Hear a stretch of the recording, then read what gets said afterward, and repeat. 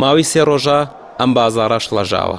بەرزی و نزمی نرخی دۆلار ترسی لە دڵی هاوڵاتیان و بازرگانانی دۆلار دروست کردووە. هاوڵاتیان لە ترسی دابەزینی زیاتری دۆلار دەستیان کردووە بە فرۆشتنی و دەیگۆڕن بە دینار. بەپێی ئامارێکیش لە ڕۆژی پێنجشەمەوە تاوەکو ئێستا تەنها لە بازاڕی دۆلارەکەی سلێمانی 2 ملیۆن دۆلاری هاوڵاتیان کراوە بە دینار. شارەزانی دراو دەڵێن ئەوەی هاوڵاتیان کردیان هەڵەیەکی گەورە بوو، چونکە ئەستەمە نرخی دۆلار دابەزینی زیاتر بەخۆیەوە ببینێ و دەست پێشخەریەکەی موقتەدا سەدریش تەنها مزادەیەکی سیاسی دەزاندرێت. بەپێ و ڕێکەوتنانەی کە لە عێراقا کراوە دابەزینی نرخی دۆلار لەم کاتەیە ئەستەمە، چونکە ئەو ئیتیفاقەیە کە بانقی دراوی نێودەوڵەتی لەگەڵ بانقی مرکزی عێراقی و حکوومەتی عێراقیە کردوێتی بۆ 5 ساڵە. هیچ کوتلەیەکی پەرلەمانیا خود پەرلەمان هەمووی پێکەوە ناتوانم ڕێکەوتنە هەڵوەشێنەوە.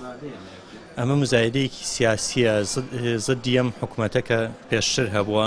ئێستا ئەم سێلایەنەکە یانەوێ بۆ نمونە حکوومەت تەشکیلکەن و کۆس پێگاتوە تەبەردەمیان، یانەوێ ئەمە وەکو جوڵانێکی شەقامیان شتێک دروستکەن بۆەوەی کە بە ئەمەلەوە کە حکوومەت خۆیان تەشکیلیکەن، ینی پشتیوانی ناوخۆی دروستکەن بۆ خۆیان.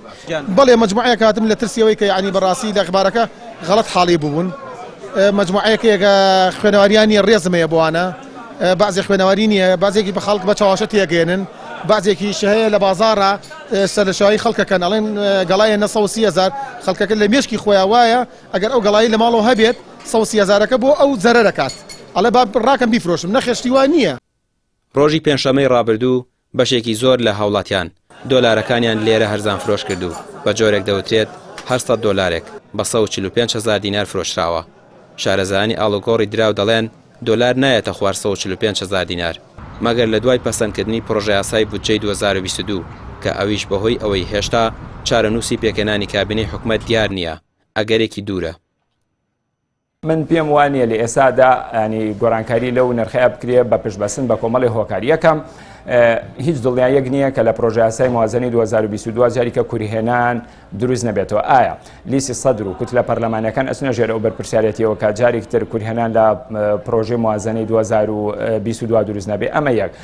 دوامینیش بەڕاستی ئەگەر گۆڕانکاری لە بەهای دیناری عێراقیا بکرێت بەڕاستی ناجێگیریەکی گەورە لە بازاڕەکان و لە هەموو سێکتەرەکانە دروست ئەبێ. بۆ لەبەروی ئەگەر دیقەت بێن ئێمە لە 22 ساڵی 2020 کە پێشەوەی کە گۆڕانکاریش لە بەهای دیناری عێراقیا بکرێت تەنها دەنگۆ هەبوو ناجێگیری و نائیسەقرارێتێکی زۆری لەسەر ئاسی بازاڕەکان کەرتی وەبەرهێنان، کەرتی خزمەتگوزاری، بازاڕەکانی درا و سێکتەری بازرگانی. بەڕاستی ناجێگیرێکی زۆر خراپی دروستکە تا ئەو کاتێک کە هێواشەوەش تقریبان 5-6 مانگێک ویست تا دۆخی دارایی عێراق لە ڕووسی ینی دۆخی بڵێ نەختینی عێراق تا جێگیر بووە. لەبەرەوە ئەگەر ئێستا بەسەر پێی بڕارێکی وا بدرێت پێما بێ ناجێگیرێکی زۆر خراپ لە بازاڕەکانە دروستە. ئەم دۆخەی بەسەر نرخی دۆلار داهات لە ماوەی چەند ڕۆژی ڕابردوودا دیار نییە تاکەی بەردەوام دەبێت و بازاڕی دۆلار بە ناجێگیری دەهێڵێتەوە. هاوڵاتیانیش لەو نێوانەدا ماونەتەوە کە نازانن پارەکانیان بکەن بە دینار یاخود چاوەڕوانی پێشاتە نادیارەکە بکەن. ڕامیار عوسمان، کەناڵی پێام، سلێمانی.